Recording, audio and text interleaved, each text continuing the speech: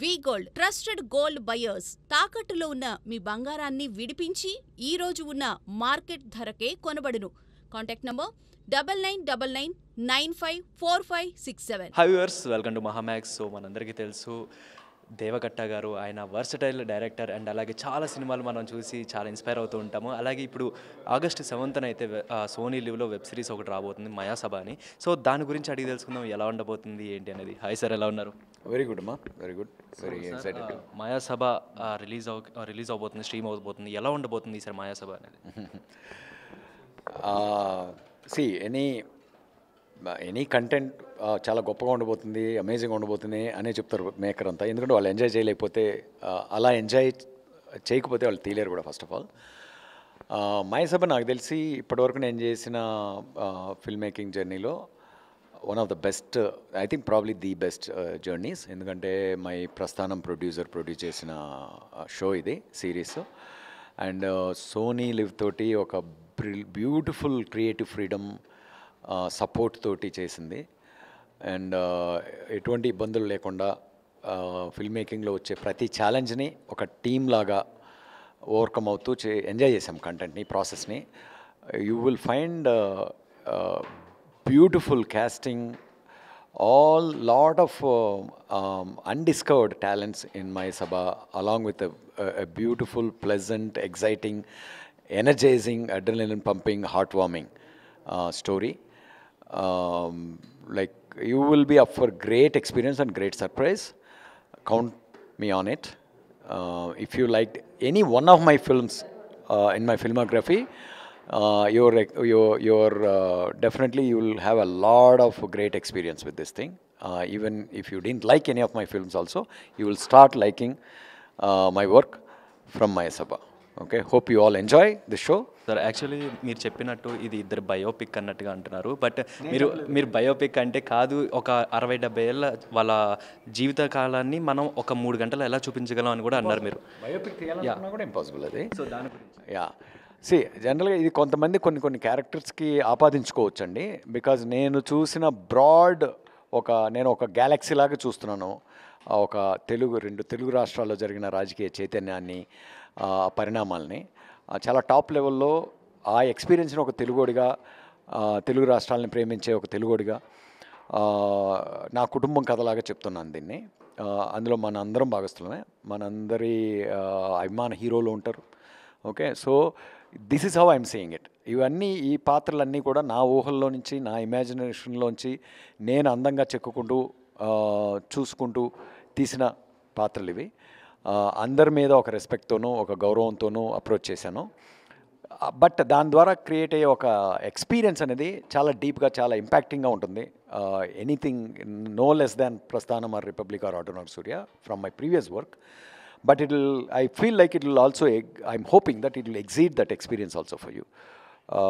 That's something we are feeling like, it's almost coming towards us. అంటే ఎక్కువ political బ్యాక్డ్రాప్లో ఉంటూ ఉంటాయి. అంటే ఎందుకని పొలిటికల్ మీద అంత ఇష్టమా, లేకపోతే మన జనరల్గా మన ఇక్కడ సమాజంలో జరిగే వాటి మీద మన జనాలకి ఒక అవేర్నెస్ లాగా తీసుకురావాలని చెప్పి ఎక్కువ ఇవి తీసుకున్నారు? అసలు నేనేదో ఒక అజెండా, ఒక పర్పస్ లేదండి నాకు. నేను క్యారెక్టర్స్ని రియలిస్టిక్గా డిజైన్ చేసే ప్రాసెస్లో అగైన్ ప్రస్థానం అనేది ఒక కుటుంబం కదా, ఒక ఫ్యామిలీ స్టోరీ, ఒక హ్యూమన్ నేచర్ మీద కదా. ఆ క్యారెక్టర్ నేను పొలిటికల్ డైమెన్షన్లో పెట్టడం వల్ల ఎక్కువ లేయర్స్ దొరుకుతాయి, కొత్తగా ఉంటుందని చేసిందే తప్ప అది ఒక ఫ్యామిలీ డ్రామా, అది పొలిటికల్ డ్రామా కాదు నా ఉద్దేశంలో. ఆటోనామస్ సూర్య ఒక సోషల్ డ్రామా. ఎందుకంటే ఒక ఇండివిజువల్ ఒక సోషల్ కండిషన్స్లో ఎలా తన ఐడెంటిటీని క్లెయిమ్ చేసుకోవాలని ట్రై చేస్తున్నాడు అనేది. ఇప్పటివరకు నేను తీసిన పొలిటికల్ ఫిల్మ్ ఓన్లీ రిపబ్లిక్ ఒకటే. అది కూడా ఒక బ్యూరోక్రాట్ పర్స్పెక్టివ్లో మనం నిజంగానే ఒక డెమోక్రసీలో ఉన్నామా లేదా అనే క్వశ్చన్ రైజ్ చేయడం కోసం తీశాను. పాలిటిక్స్ గురించి కూడా కాదు, లైక్ ఓవరాల్గా మన అండర్స్టాండింగ్ ఆఫ్ డెమోక్రసీ గురించి. మై సభ ప్రాబ్లీ ఈజ్ ఆ పొలిటికల్ క్యాన్వాస్లో ఒక హ్యూమన్ రిలేషన్షిప్ని, ఫ్రెండ్షిప్ అండ్ రైవల్రీని అనే ఒక హ్యూమన్ ఎమోషన్ని ఎక్స్ప్లోర్ చేశాను. ప్రతి పాత్ర చుట్టూ, మన అందరి చుట్టూ పాలిటిక్స్ ఉంటాయి, పాలిటిక్స్ ఇంపాక్ట్ ఇన్ఫ్లుయెన్సెస్. ఆ లెవెల్ వరకే నేను పాలిటిక్స్ లోపలికి తీసుకుంటున్నాను, కానీ I'm only approaching human stories and human relationships. Probably ఇప్పటివరకు మీరు చూసిన ఏమాత్రం ఈ ఔన్స్ కూడా పాలిటిక్స్ ఉండని వర్క్ అవుతున్న నెక్స్ట్ ఫిల్మ్ నేను రాసుకుంటున్న స్క్రిప్ట్, ఫినిష్ చేస్తున్న స్క్రిప్ట్ ప్రాబ్లీ వీటన్నిటికీ దూరంగా ఉంటుంది. సో ఐఎమ్ నాట్ ఫిక్స్డ్ అంటూ పొలిటికల్ జానరా. And in fact I'm probably will be running away from political journal from now on. Sir ఇప్పుడు రీసెంట్గా మనం చూసుకుంటే తెలుగు ఇండస్ట్రీలో ఎక్కువ మైత్ రిలేటెడ్లో ఎక్కువ మూవీస్ వస్తూ ఉన్నాయి. సో హిస్టారికల్ బ్యాక్డ్రాప్లో కూడా వస్తూ ఉన్నాయి. సో అటువంటి జోనర్స్లో మీరు ఎప్పుడో నెక్స్ట్ ఫిలిమ్స్ ఏమైనా ట్రై చేస్తారా, లేకపోతే ఏమన్నా ఐడియా ఉందా మైండ్లో అలాంటివి ఏమన్నా? జనరల్గా నాకు మైథలాజికల్ అండర్స్టాండింగ్ చాలా తక్కువ అండి. ఏదో నేను పెట్టే టైటిల్స్ని చూసి